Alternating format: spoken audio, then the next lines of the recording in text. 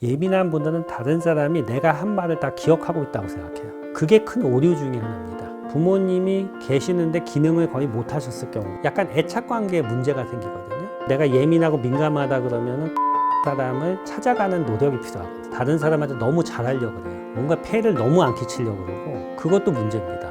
우울증이 오는 경우가 많거든요. 안녕하세요. 저는 성균관의대 삼성서울병원 정신건강학과 전홍진입니다. 반갑습니다. HSP라고 하면 요즘 이제 예민한 사람들이라고 많이 이야기하는데요. 그러니까 외부 자극에 굉장히 민감하고 그 작은 차이를 쉽게 인식하는 예민한 신경계를 가진 사람들이에요. 특히 소리에 민감하고, 그러니까 남들이 못 듣는 소리를 듣죠. 층간소음 같은 것도 듣고, 남들의 표정이나 말투에 또 민감해요. 다른 사람들이 이렇게 표정을 지으면 나보고 싫어하나?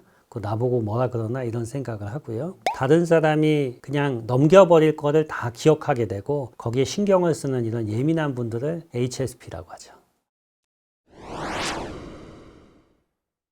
그게 비슷한 거라고 생각은 들어요. 섬세하다는 게 뭔가 어떤 자기 일을 할 때 남들이 못 보는 것까지 자세하게 봐가지고 디테일을 챙기는 건데, 섬세한 사람은 자기가 하는 일, 자기가 뭔가 포커스하는 일을 예민하게 체크를 하고 그거를 좋게 만드는 건데, 예민한 분들은 자기가 의도하지 않은 데에서 자꾸 에너지 소모가 되는 거죠.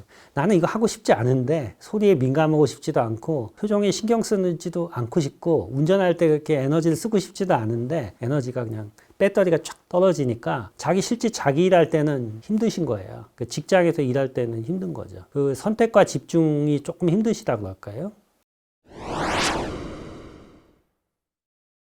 예민한 분들은 다른 사람이 내가 한 말을 다 기억하고 있다고 생각해요. 그게 큰 오류 중에 하나입니다. 근데 실제 우리 기억은요, 굉장히 약해요. 그러니까 예를 들어서 한 달 전에 친구하고 어떤 대화를 했다. 그럼 그 내용을 적어보라 그러면은 거의 기억을 못해요. 그냥 만났던 장소, 대략의 얘기 이 정도만 기억하거든요. 근데 예민한 분들은 그걸 잘 기억해요. 그때 한 얘기들. 내가 그 사람하고 무슨 얘기를 했는지, 그리고 무슨 대화를 했는지, 그때 표정은 어땠는지, 말투는 어땠는지, 카페 분위기는 어땠는지 이걸 다 기억한다고요. 그러면은 지금 나하고 하는 얘기나 그 표정이 그거랑 다시 관련이 있다고 생각하거든요. 근데 이 사람은 그걸 기억을 못한 상태에서 얘기하는 거랑 괴리가 일어나게 돼가지고 그 사람의 말을 되게 오해하기 쉬워요. 나한테 뭔가 할 말이 따로 있고 그런 말을 하기 위해서 이런 둘러서 얘기하는 거다. 이런 식으로 얘기하기도 쉽고요. 실제 대화를 할 때 그냥 그때 한 말, 그 팩트만 듣는 게 좋아요. 그때 한 말의 내용만. 너무 앞뒤를 막 재가지고 그 얘기를 들으면은 오해가 생길 수 있고, 특히 표정이나 말투 같이 비언어적인 표현을 아예 기억하지 말아라. 표정이나 말투는 그 사람의 원래 성격하고 관련이 있어요. 나랑 관련이 있는 게 아니고. 그래서 거기다가 이제 감정을 다시 싣거든요. 그런 것들을 이제 빼고 한마디로 텍스트 파일만 듣는 거예요. 그러면 훨씬 더 대화하기가 편하고, 그리고 대화할 때 눈을 맞추고 하세요. 두 번째. 예민한 분들하고 이렇게 같이 이야기를 해보면은 머리를 자꾸 이렇게 아니면 이렇게, 그러니까 똑바로 안 하고 옆으로 봐요, 자꾸. 왜냐면은 눈을 똑바로 맞추면 좀 불편한 그러다는 얘기를 많이 해요. 정면으로 사람을 보면은 이 사람이 나를 뭔가 꿰뚫어 볼 것 같고 불편한 느낌. 자꾸 눈을 내리깔거나 아니면 옆으로 하거나 이러다 보면 입을 놓치거든요. 조금 불편하시더라도 대화할 때 머리를 똑바로 하고 눈을 맞추고 얘기를 해라. 눈을 맞추고. 그 얘기를 하고 싶고, 그 다음에 세 번째는 같이 하면 좋을 뭔가 이렇게 취미라든지 그런 것들을 자꾸 만들어서 같이 이렇게 할 수 있는 그런 것들을 만들면 대인관계에 도움이 많이 돼요. 그러니까 같이 운동을 한다든지 테니스를 친다든지, 전 테니스를 좋아하는데 같이 요즘 러닝 좋아하잖아요. 그런 걸 한다든지 그래서 같이 할 수 있는 걸 만들어주면은 내가 다른 사람하고 만날 때 편하게 접근하는 거 같이 이야기 나누는 데 도움이 되죠. 그런 것들이 예민한 분들한테 도움이 되고, 기본적으로는 대인관계를 한 번이라도 제대로 성공하는 연습을 해야 돼요. 그 부분이 돼야 되는데, 제가 보니까 중고등학교 때는 어렵고 대학교 1학년 때라도 좀 시도를 해보시라. 근데 대학교 때 안 하고 지금 성인이 되고 나이가 40, 50 됐다 그러면 대인관계를 안 하고 혼자 살 수도 있겠죠. 그렇게 살 수도 있지만은 어느 정도 사람들하고 이렇게 어울려서 같이 이야기를 하고 대화를 하고 그런 것들이 예민한 걸 줄일 수 있는 그런 부분이 있거든요. 그래서 그런 노력을 해보시면 도움이 될 것 같습니다.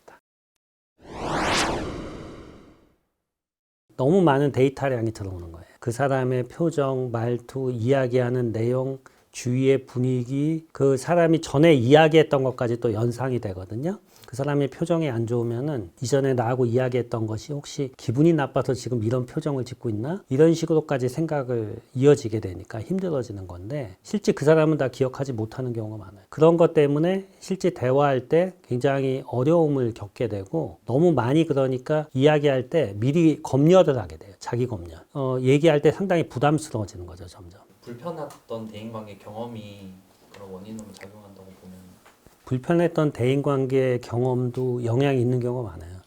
특히 중고등학교 때 뭐 보면은 이제 학교 안에서 뭐 왕따를 당했다든지 뭐 트라우마를 경험해가지고 힘든 일을 겪었다든지 그런 분들이 그런 경우도 있지만 전혀 없는 경우도 있습니다. 아무리 뒤져봐도 전혀 그런 일이 없었는데도 그런 경우가 있거든요.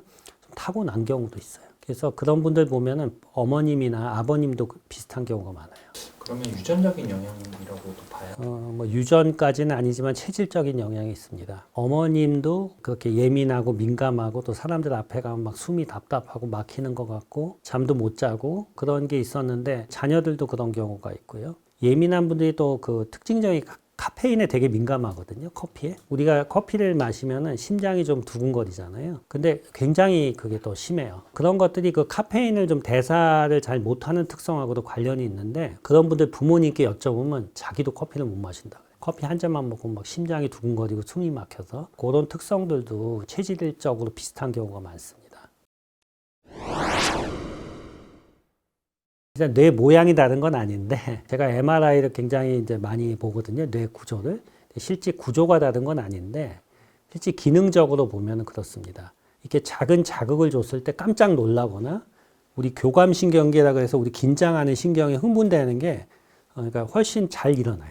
그러니까 잘 놀란다는 거죠. 그래서 제가 예민한 분들의 배우자들 만나면 꼭 도와줘야 될 게 놀래지 말게 하라는 거예요. 깜짝 놀라면은 우리는 그냥 놀라고 마는데 이게 잔상이 많이 남아요. 막 하루 이틀씩 갑니다. 그리고 한번 놀래면 잠을 못 자요. 놀랜다는 게 그냥 뒤에서 깜짝 놀라게 한다든지 소리를 확 지른다든지 이런 거죠. 그럴 때 우리 몸의 교감신경계가 흥분되면서 긴장이 올라가는데 혈압도 막 200까지도 올라가고 불안이 증가되면서 우리 몸의 혈관이 다 수축하게 돼요. 우리 뇌에도 변화가 오고 몸에도 변화가 오는 거죠. 그런 걸 잘 알고 있어야지 실제 건강에도 좀 도움이 됩니다. 예민한 분들을 더 예민하게 하는 가장 대표적인 게 비교하는 거예요. 내가 내 자신하고 다른 사람하고 비교해서 내가 뭔가 열등하다든지 내가 이제 뭔가 부족한 게 있으니까 그걸 과시해야 된다든지 이런 것들이 왜 힘들게 만드냐면은 예민한 분들은 다른 사람의 시선이나 말투에 민감하다 그랬잖아요. 자기를 뭔가 이렇게 포장을 하려고 그러면 그 시선에 민감하기 때문에 그게 굉장히 에너지 소모가 커요. 특히 우리나라가 되게 경쟁적인 구도잖아요. 성적도 이렇게 줄 세우고 여러 가지 면에서 그런 구조인데 그럴 때 이 예민한 분들이 좀 많이 힘들어하지 않을까 그런 생각을 많이 해봐요. 왜냐하면 남들하고 똑같이 하는 거 싫어하니까 배워서 그걸 빠른 시간 안에 리피트하는 거 쉽지 않을 거예요. 근데 아이디어를 내고 이렇게 뭔가 새로운 컨텐츠를 만들고 이런 걸 잘할 거거든요. 근데 자기가 열등하다고 생각하게 돼, 그거를. 왜냐하면은 시험으로 줄 세우는 거는 자기가 약하거든. 근데 실제로 자기가 그런 걸 남들이 못 보는 걸 만들어내고 크리에이티브한 그게 사실은 지금 더 중요한 능력이거든요. 사회의 평가 기준과 자기의 어떤 능력이 약간 미스매치가 일어나요. 우리나라에서 특히. 사실은 그분들이 더 중요한 일을 해야 될지도 몰라요. 제가 볼 때. 특히 자기를 막 꾸며가지고 다른 사람보다 뭐 돋보이게 한다든지 뭐 그런 쪽보다는 자기 아이디어를 돋보이게 해보세요. 그 다음에 두 번째는 걱정이 너무 많은 건데 그게 좀 문제입니다. 너무 많은 걸 걱정하다 보면 아무것도 못하게 돼요. 도전하기 어려워지는 거죠. 걱정이 적당해야 돼요. 적당하면은 실수를 없애는데 너무 크면은 아무것도 못하게 만드는 거죠. 건강염려증. 근데 건강에 대한 걱정도 조금 하는 건 좋은데 그게 너무 지나치면은 거기에 대한 에너지 소모가 굉장히 커요. 예를 들어서 너무 걱정을 하잖아요. 고혈압이 생깁니다. 혈압이 오르죠. 긴장 호르몬이 올라서 또 당뇨병도 잘 생겨요. 그리고 여러 가지 갑자기 막 놀래다 보니까 막 심장도 두근거리고 내 긴장이나 불안을 다스려서 해야지 너무 건강에 대한 걱정 이런 것들을 적당히 해야 된다. 인생의 큰 스트레스를 경험하면서 이 우울증이 오는 경우가 많거든요. 가장 흔한 게 자기 가족이나 본인이 큰 병에 걸리거나 가족이 사망한 경우, 그럴 때 굉장히 압도돼요. 자기 뭐 반려동물이나 그런 경우도 그럴 수도 있어요. 내가 애착을 가지고 있는 게 갑자기 이렇게 없어졌을 때, 아니면 그게 굉장히 아프거나 했을 때 완전히 압도당하는 기분을 가지게 되거든요. 그 이유 중에 하나가 왜 그럴까 생각을 해보면, 이 예민한 분들이 아까 사람들하고 만날 때 대인관계가 힘들다 그랬잖아요. 근데 그 중에서 몇 명은 그래도 좀 친밀한 관계가 있어요. 보통 이제 뭐 부모님인 경우가 많죠. 부모님이 하고 안 될 수도 있지만은, 그리고 친구일 수도 있고, 아니면 뭐 아까 반려동물일 수도 있는데, 이런 것이 갑자기 없어졌을 때 완전히 그 자기 자신의 어떤 그 정체성을 잃어버린다든지 심각한 우울에 빠져요. 에너지 소모가 너무 크다 그럴까요? 그러면서 자기 일도 잘 못하게 되고 이제 우울증이 오는 그런 경우들 많이 보게 되고요. 예민한 분들 중에 성공한 분들은 그런 큰 충격이 왔을 때 요걸 잘 넘겨요. 그 어떻게 넘기는지 이제 이렇게 보면은, 그러니까 그런 스트레스나 이런 게 왔을 때 내가 집중할 수 있는 여러 가지 것들이 있어요. 그러니까 예를 들어서 내 가족도 있지만은 내 뭐 회사 동료도 있고 내가 하는 일도 있고, 특히 일이 굉장히 애착이 되는 경우가 많아요. 안전기지라 그래서 내가 마음을 편안하게 하고 내가 안심할 수 있는 대상이 굉장히 구체적으로 있고 그것이 상당히 안정되어 있는 경우에 그걸 잘 넘기거든요. 그런 거를 잘 구축해 놨다는 특징이 있는 거죠. 안전기지라는 게 이 시큐어 베이스인데, 내가 마음을 편안하게 주고 내가 안심할 수 있는 존재, 대상인 거거든요. 근데 이게 왜 중요한지 실제 그게 없는 사람들을 보면은, 그러니까 여기 계신 분들이나 다른 분들 저절로 생깁니다. 안전기지가 태어나면. 왜냐면 부모님이 그 역할을 거의 해주시거든요. 근데 두 가지 경우가 있어요. 그러니까 부모님이 계시는데 기능을 거의 못 하셨을 경우가 있고요. 두 번째는 안 계신 경우가 있어요. 첫 번째는 이제 부모님이 계셨는데 거의 기능을 안 했는 경우는 이제 되게 사이가 안 좋은 경우가 많아요. 부모님이 매일 싸운다든지 뭐 이혼한다든지, 그래서 애를 못 보는 거죠. 그러면 애들은 어떻게 되냐면은 이 사람이 나를 버리지 않을까? 부모님이 나를 버리지 않을까? 이런 공포를 가지게 돼요. 그래서 약간 애착 관계에 문제가 생기거든요. 예를 들어서 내가 어떤 안전기지를 만든다 그러면 그 사람한테 막 달려붙기도 하고, 이 사람 없으면 안 돼. 그리고 또 헤어질 때 막 두렵기도 하고. 그러니까 이게 불안정한 애착이 되거든요. 그게 대인관계에 계속 영향을 주고요. 그렇게 하다 보면은 사실은 안정적인 안정기지를 만들기가 힘들어요. 왜냐하면 안정적인 사람은 좀 편하게 만나고 이렇게 친해져야지 서로 안정기지가 되는데, 너 없으면 안 돼. 막 이래가지고는 이게 안 되는 거죠. 두 번째는 사실 부모님이 어릴 때 돌아가셨다든지, 아니면은 뭐 멀리 가서 혼자 컸다든지 이런 경우들도 보거든요. 좀 달라요. 그거. 앞에 거하고는. 뭐 일반화할 수는 없지만은 사람들을 만나서 이렇게 같이 어울리고 이러는 거를 좀 힘들어하고 혼자 지내는 걸 좋아해요. 그 이유가 이제 뭔가 보면은, 안전기지에서 필요한 게 오브젝트 퍼머넌스예요. 이게 뭐냐면은 얘가 없어도 내 마음에 내재화하는 거예요. 그러니까 부모님하고 항상 옆에 있어야지만 편안한 게 아니고, 예를 들어서 어린 시절에 어린이집에 갔단 말이야. 그래도 그냥 애들하고 잘 놀잖아요. 어차피 부모님은 있는 거니까. 근데 나는 부모님 옆에 있어야지만 편해. 이러면 이제 할 수가 없는 거지. 그게 이제 내재화되는 거거든요. 자기 안에. 이제 그게 있어야 되는데, 그게 없어지면 어떻게 되냐면은 항상 옆에 뭔가 있어야 되는데, 그러다 보니까 집을 떠나면 불안해요. 한마디로 희귀고모리가 되는 거예요. 직장에 가거나 어디 가거나 이럴 때마다 다 불안해하다 보니까 결국은 계속 사회성이 떨어지는 이런 경우도 보게 됩니다. 물론 다 그런 건 아니지만 그런 경우가 많아요. 그 이제 어릴 때 그런 안정기지나 형성이 필요한데, 그런 여러 가지 경우에서 그 성격 형성에 중요한 역할을 하게 되죠.